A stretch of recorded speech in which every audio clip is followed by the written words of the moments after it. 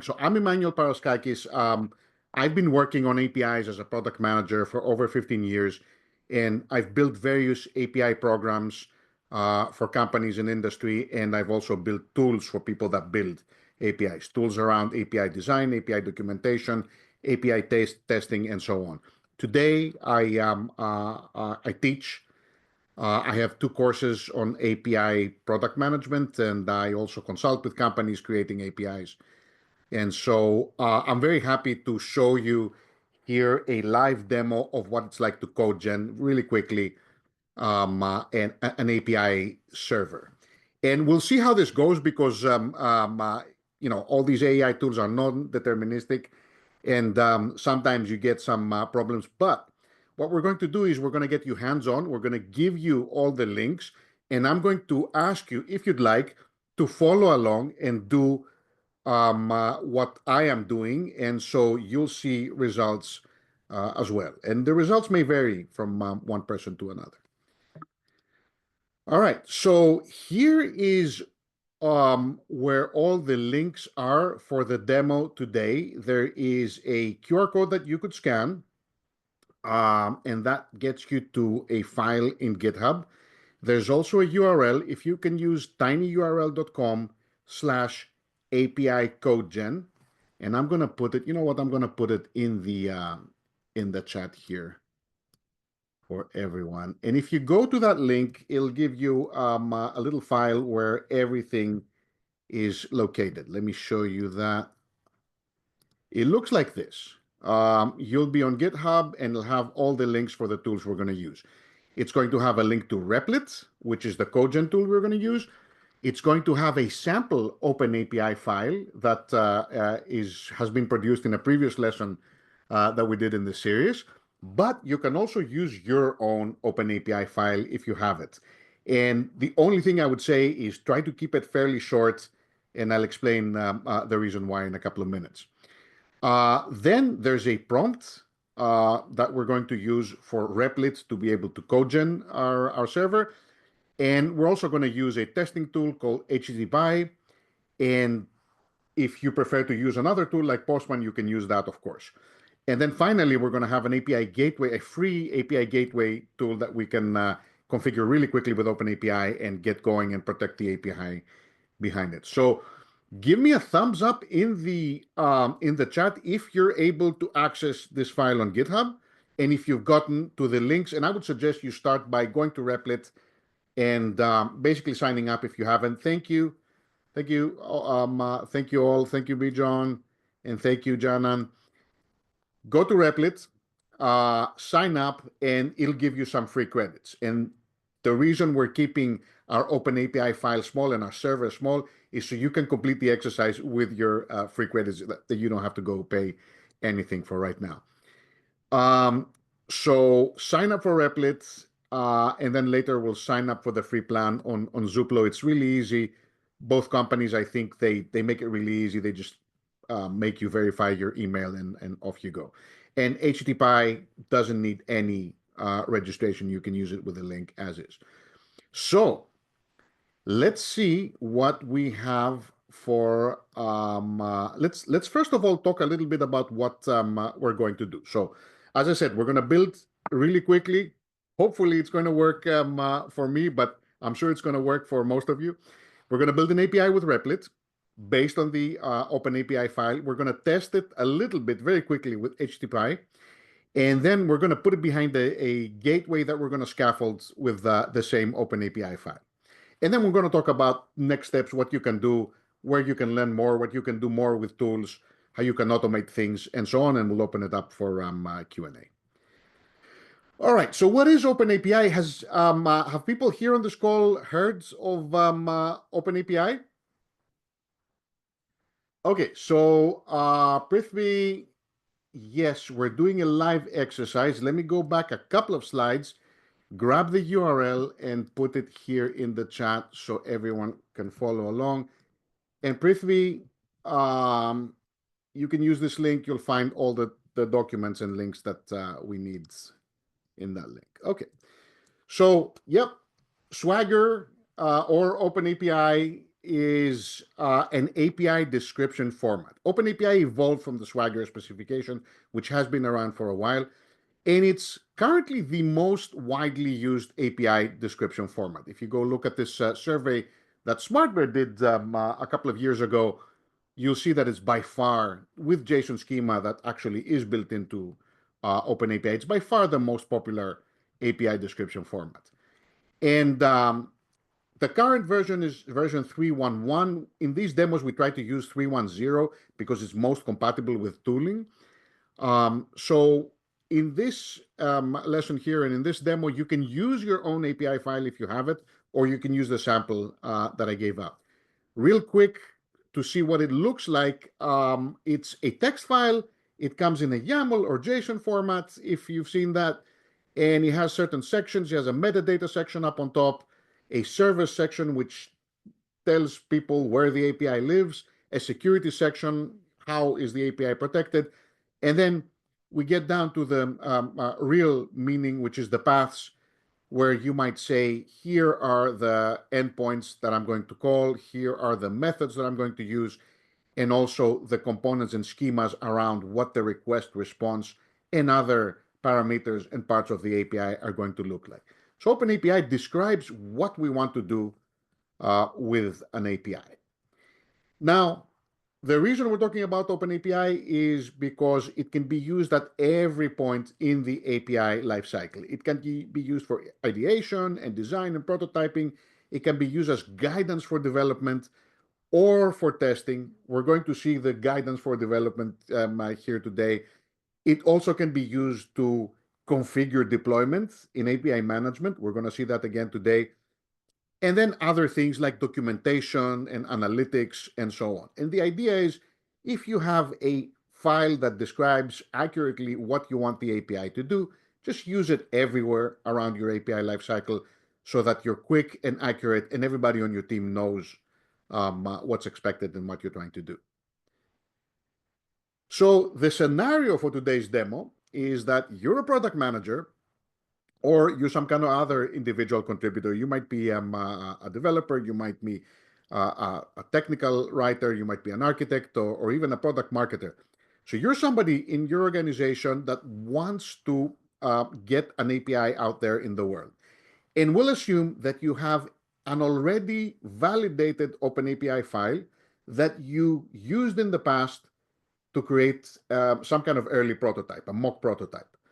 And when I say validated, it means you went out to customers and potential users and you showed them the API with the mock, you showed them some mock documentation, and you said, is this useful to you? They gave you feedback, you modified it, and now you're in a state where you say, I know what the market wants, I know what I want to build, so let's move forward.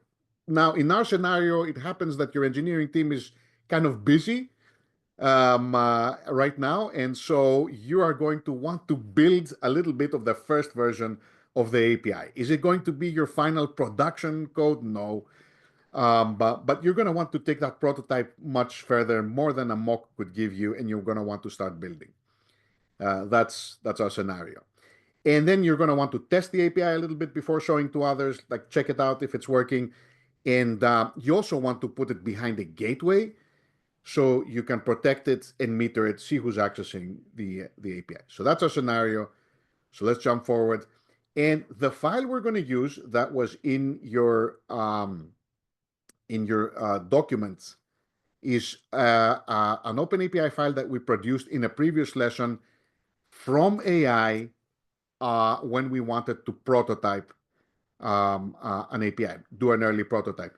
You can go watch that video. It's here on the screen. You'll get the slides emailed to you after this session and a whole recording, but you can also go watch how we produce that prototype. So back to our file here that you have. Let me put again the link there in the chat. Slightly different link, but goes to the same place. So we're going to, first of all, go to Replit. This is Replit. And hopefully you already signed up by now and you'll be presented by a screen like this. You can stay on the free plan for now if we do some kind of simple OpenAPI file. And then we can look at the actual OpenAPI file that was produced from our previous lesson. Again, it's linked here in the previous file. It's right here where it says OpenAPI file. This is the link. So this OpenAPI file, if we go and grab it to try to see what it does, you can use any kind of editor out there. I like to use Scalar editor at editor.scalar.com. And if I paste it in, it's going to allow me to, besides edit the API, it's going to show me a little bit about what the API does. So this was from our prototype. Tim, who was on the call, suggested we prototype a dad jokes API. So we did just that. So this API has just a few endpoints. It has a get on jokes, a post on jokes to create a new dad joke. You can get a joke, you can modify a joke, or you can delete a joke. Really simple, as basic as it gets. And I think it's protected by some API key security here. Now, the reason I pasted it in the editor here is I did want to kind of eyeball and see what's in the API, kind of make sure that I'm getting the right thing. And I also wanted to see if it has any errors in it. And the editor is showing no errors, so that's good. I can actually move forward. So let's see what's next. So first step, we're going to go hands-on with the demo. We're going to build the API with Replit. And if you know APIs, if you have done any coding with APIs, you'll know there's various frameworks out there. There's a lot of Python frameworks, some for Node, and various other programming languages. And all are good for building out APIs. Replit kind of prefers, unless you tell it otherwise, to use Python and Flask. So today we're just going to go with that. We're not going to tell it what type of framework to use. We're just going to let it choose. I think it's going, for most people, going to choose Python and Flask. So we'll see how good that is. All right. So as I said, this is our file, and the next thing in our file is this prompt. Again, it's just a small file inside of the GitHub repo, and this is the link to the prompt. Let me put that real quick in the chat. And here's our prompt. It's super, super simple. I'll put that in the chat as well. Why not? And it tells Replit what to do. So let me go over here to Replit, and I'm going to do two things. First, I'm going to attach my OpenAPI file, the same one that you saw here in the editor. I'm going to attach it as you could do JSON or YAML. I have it here as a JSON file. So what I'm doing here is I'm telling Replit, I want you to use this as your input. And then in the prompt, I'm going to paste it in, and I'm going to say, implement the API server described in the attached OpenAPI file. So all the specs, all the requirements are in the OpenAPI file. I'm going to say follow the OpenAPI file closely, because sometimes it doesn't, and you have to tell it that. I'm going to say make sure you use the authentication specified in the OpenAPI file, because sometimes it goes and does its own thing. You can fix it with later prompts, but sometimes it goes off on tangents. And I'm also going to say, and I think this is going to be important, especially for people that just signed up and are on the free plan. At this time, I don't need any persistence. I don't need a database. I don't need logging. I don't need analytics or caching. Just keep everything simple. The reason I'm saying this is, first of all, so you don't spend a bunch of money on credits building out these things. It's just a demo. And also, it's going to take time to build these things. So we're just going to say it's something very simple. And the next thing you do is just hit start building. What this is going to do, the default state of Replit is it uses what's called Replit agents. And Replit agent is an agent that you're going to talk to, and it's going to code, and it's going to tell you what it's doing. So it's a very high level kind of coding experience. So let me hit start building, and let's see how quickly this is going to happen. If it doesn't really work for me, I'll go to something that I already created in the past, but you should be doing this as well. And hopefully you're following along and you pasted in the same things, the same file, and we'll compare our results and see where we are. All right, so Replit agent is saying, hey, I'll look at what you're saying. I'll look at the file. Here is my plan. I'm going to build a Python uh, products, and then it's asking me some further things that it suggests I do. So it's saying, do you want me to add a database? Do you want me to actually implement rate limiting because it saw that rate limiting header in the OpenAPI file? Do you want logging and monitoring? Do you want caching? I am just going to go with the default and not do these things because it's just going to take more time. And the other thing you might see as you follow along, it might offer you to deploy Swagger UI for documentation. My advice is don't say yes to that. I found that for some reason it gets really messed up with Swagger UI, ends up not deploying it. Also, the database, it ends up taking some time to figure it out. So I would say for now, don't add anything. Just let it do its default, and you can always come back and add it later. It will even prompt you to add these things. So it thought about a plan. It looked at my OpenAPI file, and all I need to do is hit this button and say approve the plan and just start. So what it's going to do is it's going to start building. And on the right-hand side, if everything goes well, it'll give me a preview of my app. Now, for an API server, normally there will be no user interface. It'll just give me a URL to go and hit. But sometimes it's nice enough to go scaffold some kind of test UI for me to go look at the endpoints and test them out. And it might offer that up. That's fine, but let's keep it simple for now. So as I said, it's going to take a few minutes, and hopefully you're also following along. Is anybody doing this as we speak? Is anybody actually in there with the agent and coding? Anybody? Thumbs up. All right. A couple of people is generating. Awesome. I'm really interested to see. So as I said, on the right is a preview, and the agent, as it's coding along, it's telling you what it's doing on the left, and it also has the ability to take screenshots of itself and kind of correct itself as to where things are going. So as you can see, um, it created a first version of the code, and now it's throwing in curl statements to test out its work. So what's interesting about this is not only is it coding, but it's also testing out what it does. And as you'll see, and maybe it'll encounter some errors, it looks at the errors by itself and goes and self-corrects. And at some point in a couple of minutes, it'll get to a steady state and tell us, hey, I'm finished with what I was doing. And here, go test the API yourself. Has it completed for anybody? I've seen it complete in as fast as like a couple of minutes. And sometimes it gets into rabbit holes and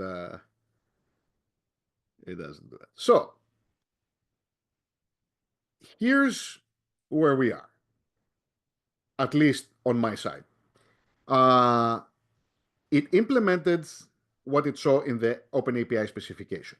It added API authentication using this X API key header. Not too great, but that's what it found in the OpenAPI file. Yeah, so somebody has an error, cut the HTML code, I'm asking it to fix it. If you get way too deep in the rabbit hole, you can always go back and start it again. And I guess if you see it making repeated errors, you can put all the errors and the issues back in the prompt, and it'll do it better next time. So Bijan said it completed. That's awesome. We'll show how to hit the API. So it added authentication. It implemented all the methods. It added the rate limiting headers, and all the API endpoints tested successfully. What do you want to do? I don't want it to do anything else for me. let me see what else it's proposing. So it's proposing to improve the API. And if you see this green link here, that's where my API has temporarily been deployed. So let me just go hit this link and see what there is to see.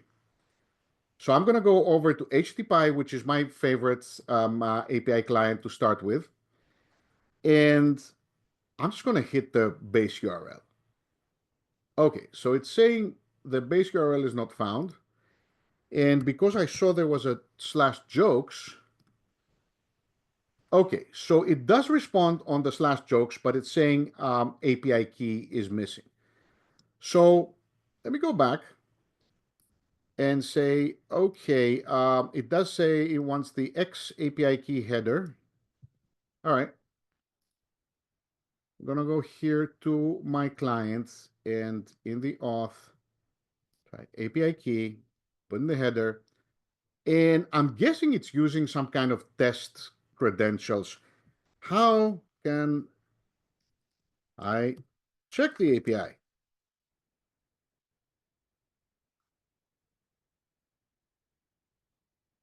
And most of the time, it'll give you a test API key that you can use. We'll see if it does it this time. You should be seeing something similar. Bijon, if you completed, you're probably seeing something similar. All right.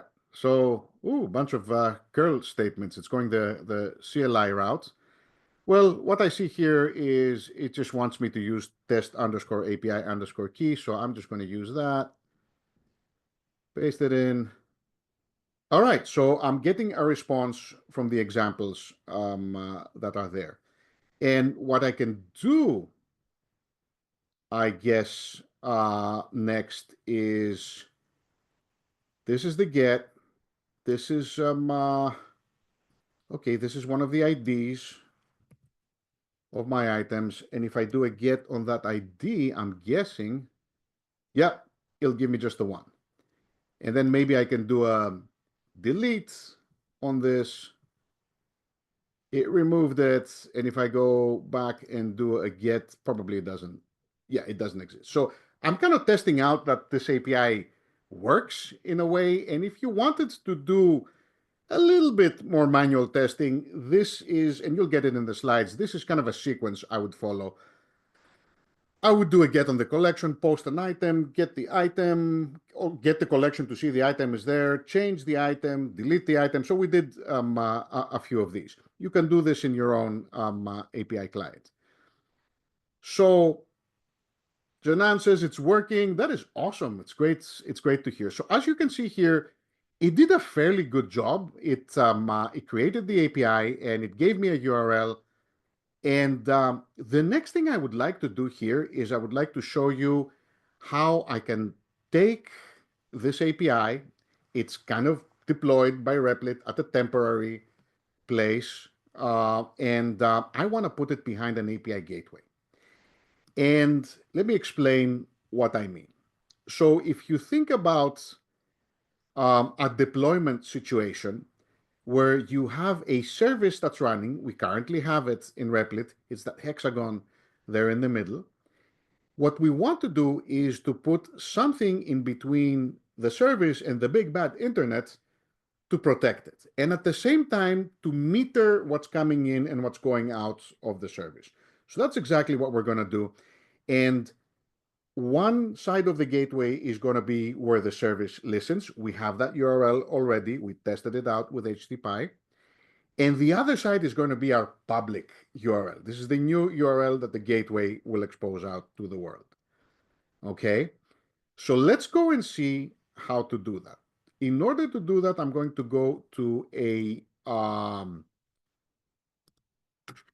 let's see, let me give you the URL here. I think it's this, Zuplo.com. Zuplo is one of the kind of modern API management tools. There's others out there as well. A lot of those services out there, and the newer versions are really cool because they are easy to get started with, easy to deploy, free for the most case, for the most part, they have pre-plans. And also you can scaffold and configure the gateways with OpenAPI, which is what we're going to do today. So if you sign up for the for Zuplo's free plan, if you go, I think the button there is going to say get started for free. Verifies your email and all that. You'll end up in a screen like this. And this screen is about your projects. So much like Replit, it's like where we're going to configure things.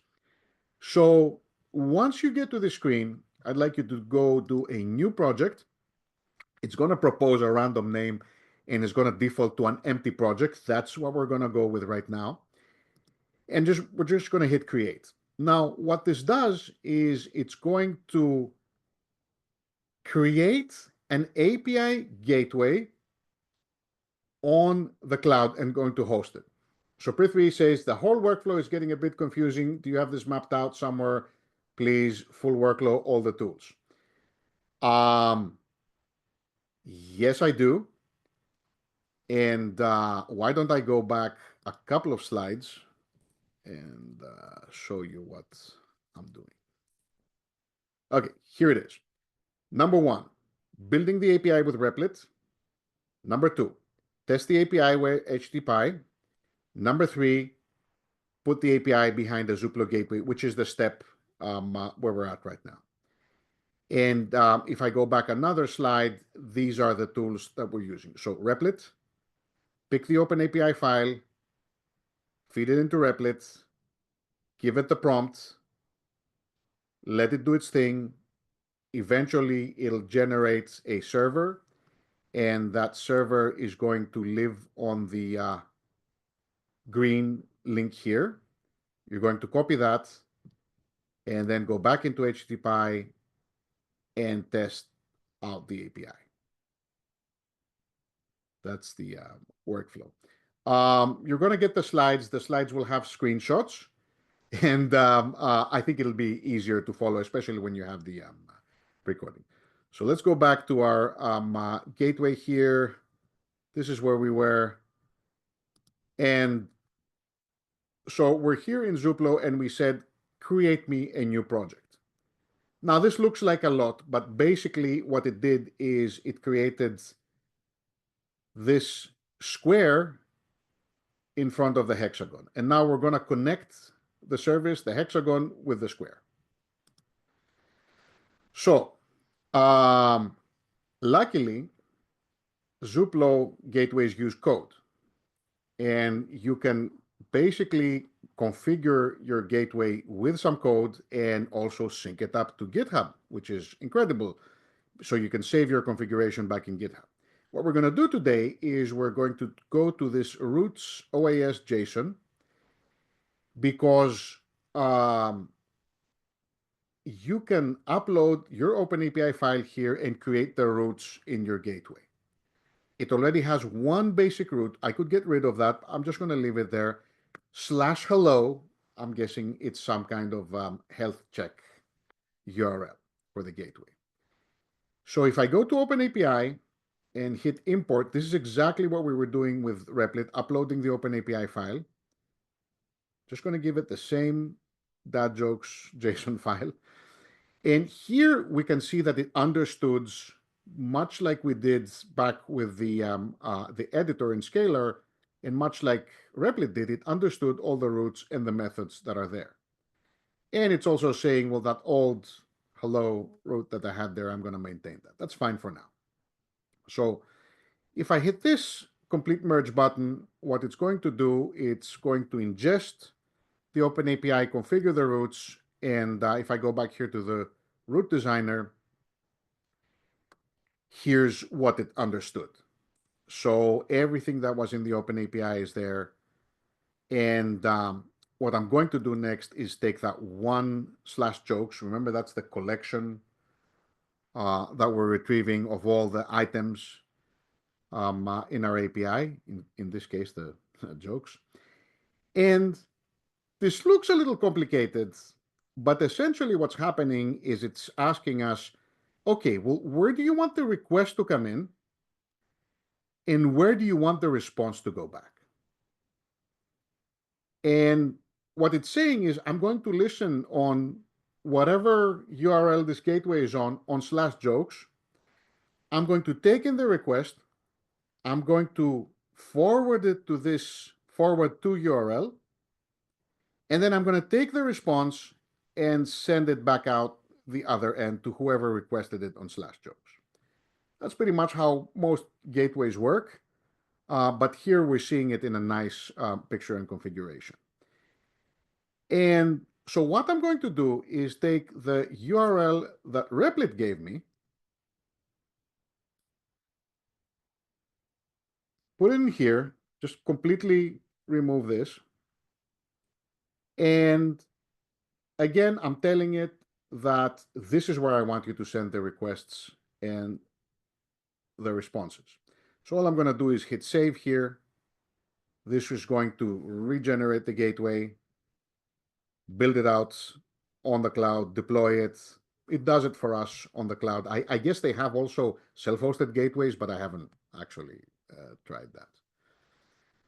So now that I'm done, I'm just going to do it for one route. When I'm done, I can go here to the project, and it's giving me another URL, which is the external URL of the gateway. So remember, what we did is this was the internal URL to Replit, and this is now the external URL. So this is what I'm going to expose out to the world. And if I wanted to test this out, all I need to do is go replace, let me replace, you know what, let me do a new, oops, sorry, my bad. Let me do a new request. So this is the URL /jokes. If I hit this, I expect, yeah, so it's working. It's forwarding to the service, but it's telling me I don't have the authentication there. So let me put real quick back the authentication. I'm lazy, so I'm going to copy it. All right. And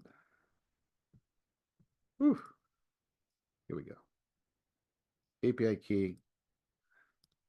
And let's just copy this over. I think it's something with underscores in it. Here we go. And it should work at this time. So that's great. So I've put the gateway in between the internet and my service. And if I go back here, I think, yeah, here are the logs for the requests coming in. I can drill into those. And here are also analytics about what requests are coming in.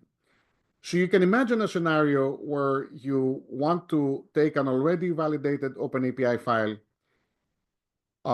You're going to create a service, let Replit or some other tool deploy it. You're going to put a gateway behind it, and then you're going to observe the traffic coming in. Maybe you'll give this to some early customers and say, hey, play with this and tell me what you think. You can observe the traffic. You can look at the logs, look at who's doing what, who's getting errors, and so on. So it's useful in that way. So let's see, where are we at? We had our OpenAPI file, which I suggest for now you continue to use, because if you're using OpenAPI file, you will fit in with any workflow at your organization that already uses OpenAPI file. And there's lots of tools out there that you can employ that are compatible with OpenAPI. If you go out to this URL that says, that's called OpenAPI tools, you'll see a lot of tools that are compatible with OpenAPI, and that's a good reason to continue using it. Can a tool like Postman be used? Of course. A lot of people use Postman instead of HTTP. A lot of people use Bruno. A lot of people use curl and other types of tools. It's a client, and you can use that. I happen to like HTTP because it's very easy for people to get started in demos like this. Has a clean interface and good UX, and I think it's just an easy, free, easy tool. It doesn't even require you to sign up to use it. You can download it locally. There's a command line version of it, but there's also a version on the web, which I like to use here for demos. So begin with OpenAPI file, create a simple server. Don't add the bells and whistles that Replit asks you to add. And if it asks you to deploy Swagger UI, ask me how I know. Don't do it. It'll get mixed up. Somehow it can't deal with it. And then very important to say, Replit and other tools, anything using AI will hallucinate. It will create, like in a previous iteration of this, it gave me a completely different authentication from what was specified. Why? I don't know, it hallucinated. So I had to go and say, well, look, you didn't do the right thing here. Look at the OpenAPI file, check it out, and do the right thing. If you keep giving it the errors, as some of you found, either screenshots or copy the error and paste it in, it will correct itself. It will fix things. And it will be very helpful in asking you, hey, is everything good? Here's what I suggest you should check.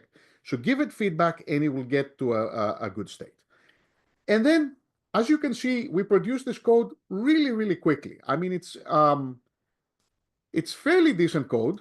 It's not amazing, but it's code that was produced quickly. So remember that this could be throwaway code. You can throw it out and come back and replace it, do it again. And it's cheap. It's not that bad. It probably cost me about 25 cents to 50 cents to produce this. Now the code, is that going to be production worthy? Probably not.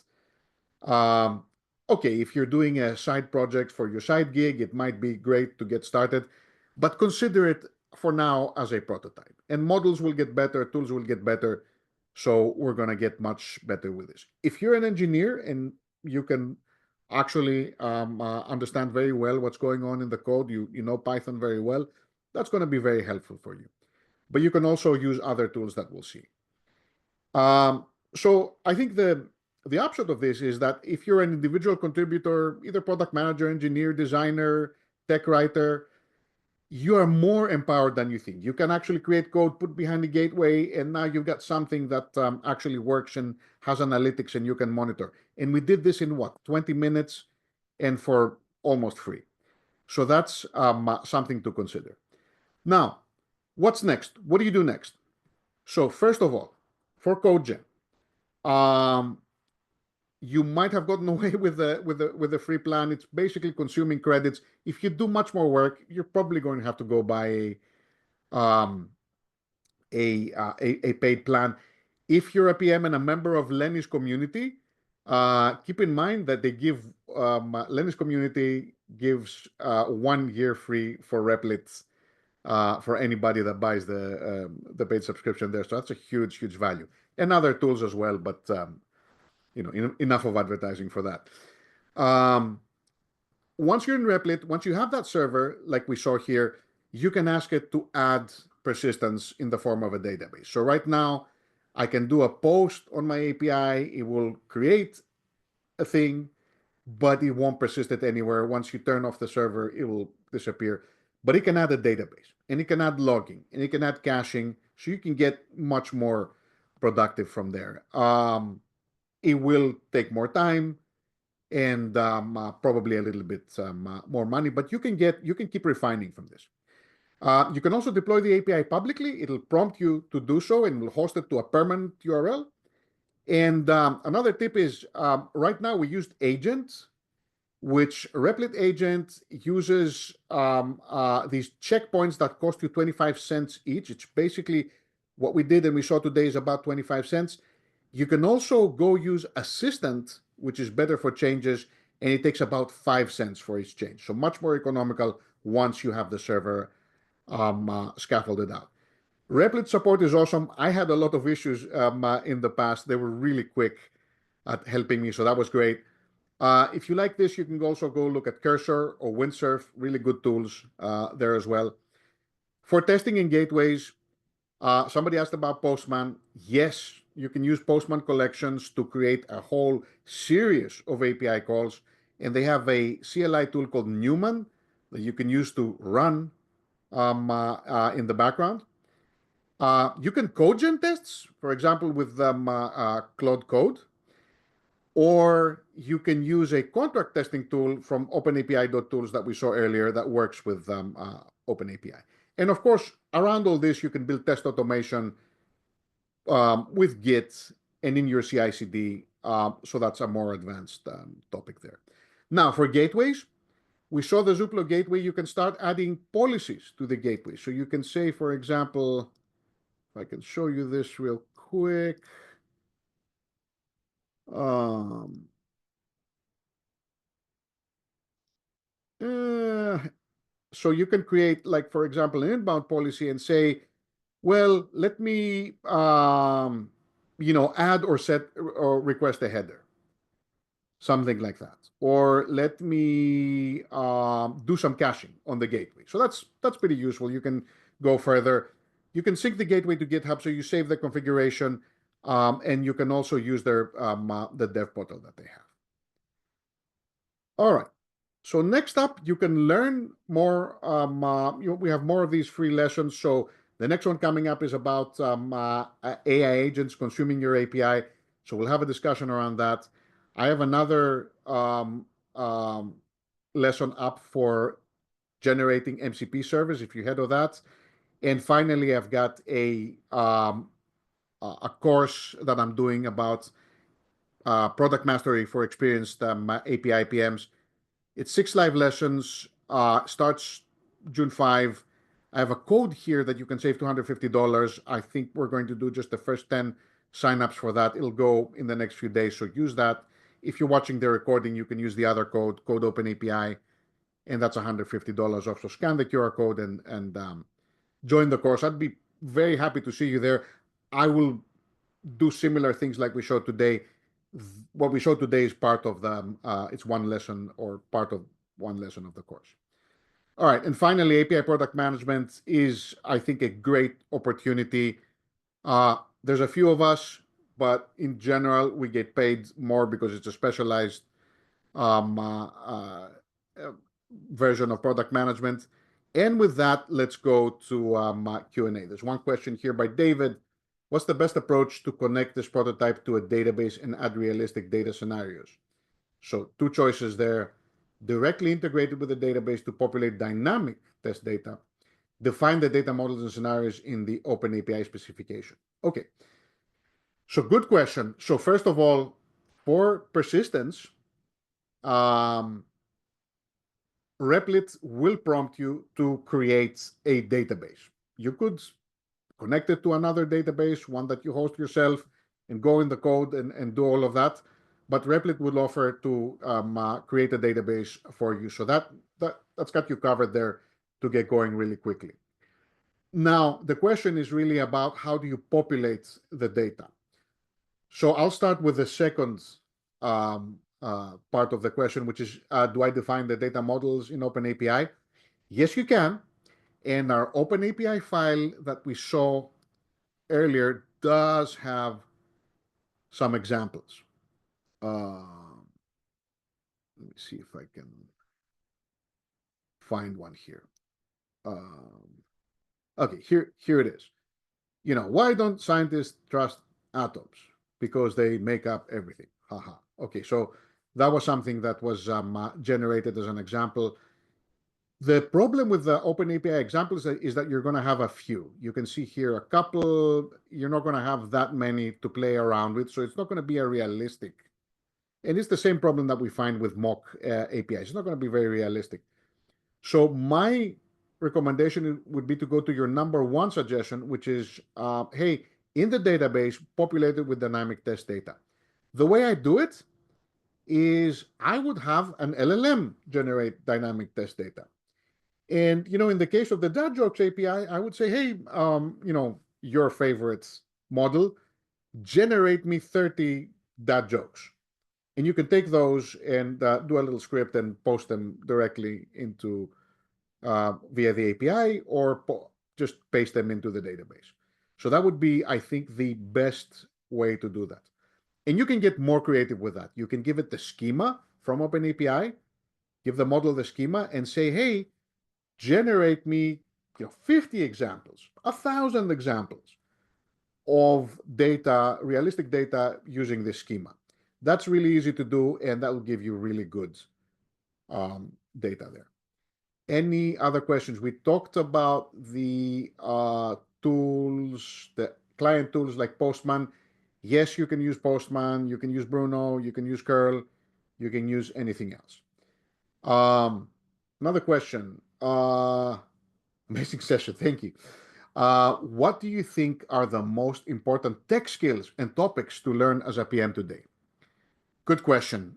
Um, I'm assuming you're saying I am a product manager that is not specifically an API product manager. And you're asking, especially with AI and prototyping tools. So I would say get a little bit more technical, number one. Be able to do things like we showed today versus saying, oh my God, I, I look at code and I freak out. It's not that crazy difficult.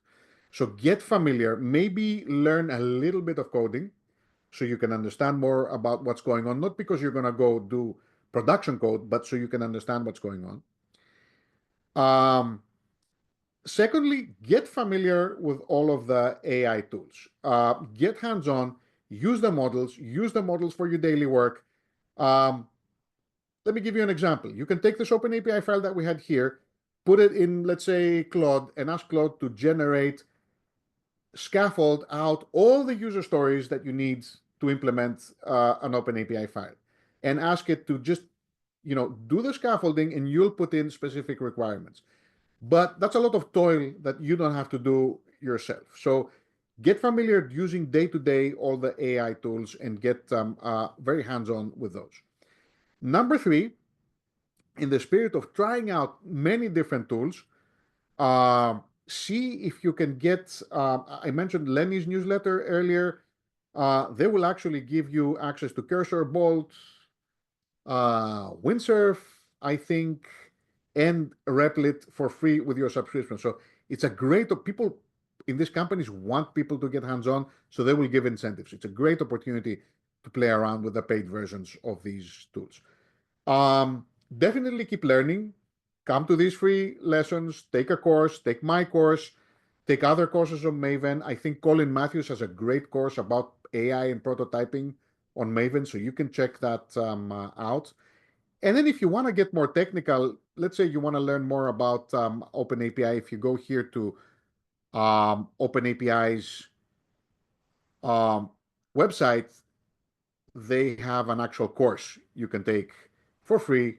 It's 90 minutes and it teaches you the basics of OpenAPI. So keep on learning, keep on trying different things. That would be my advice. And get hands-on in your company. Get involved in projects in your company. Contribute, even if it's a little bit, to more technical things in your company. Hope that helps. Any other questions?